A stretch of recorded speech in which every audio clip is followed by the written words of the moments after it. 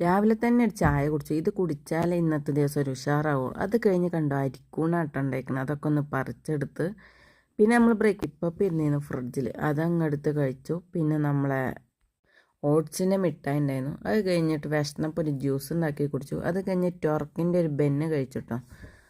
അങ്ങനെ ഇന്ന് മുരിങ്ങ തോരനും അതുപോലെ കൂർക്ക പപ്പടം ഒക്കെ കൂട്ടിയിട്ട് നല്ലൊരു ഫുഡ് കഴിച്ചു കേട്ടോ. പിന്നെ മീൻകറി ഉണ്ടായിരുന്നു. അപ്പോൾ അടിപൊളി ഫുഡ് ആയിരുന്നു കേട്ടോ. അങ്ങനെ ഫുഡ് കഴിച്ചു. അതൊക്കെ കഴിച്ചിട്ട് ഒന്ന് മയങ്ങണീറ്റ് നല്ല മുളക് കിട്ടിയിരുന്നു കേട്ടോ, നമുക്ക് മുളക് ബജി. അപ്പോൾ അങ്ങനെ റമളാനിലല്ലേ നമ്മളധികം മുളക് ബജി ഉണ്ടാക്കുക. പക്ഷേ കിട്ടിയപ്പോൾ അതൊന്നും ഉണ്ടാക്കി. പിന്നെ നമ്മളെ 10 രൂപയുടെ ക്രഞ്ചിൻ്റെ ടൈഗർ ബിസ്ക്കറ്റ് ഉണ്ടായിരുന്നു, അത് കഴിച്ചു. അത് കഴിഞ്ഞിട്ട് ഒരു മടക്ക് കിട്ടിയിട്ടോ, ഇതുമ്മ പുറത്തുനിന്ന് കൊണ്ടതാണ്. വൈകുന്നേരം ആയപ്പോൾ ഫ്രിഡ്ജിൽ കുറച്ച് ചിക്കൻ ഇരുന്നിരുന്നു, അതങ്ങ് എടുത്ത് പൊരിച്ച് അടിപൊളി ഒരു ബിരിയാണി ഉണ്ടാക്കി കഴിച്ചു.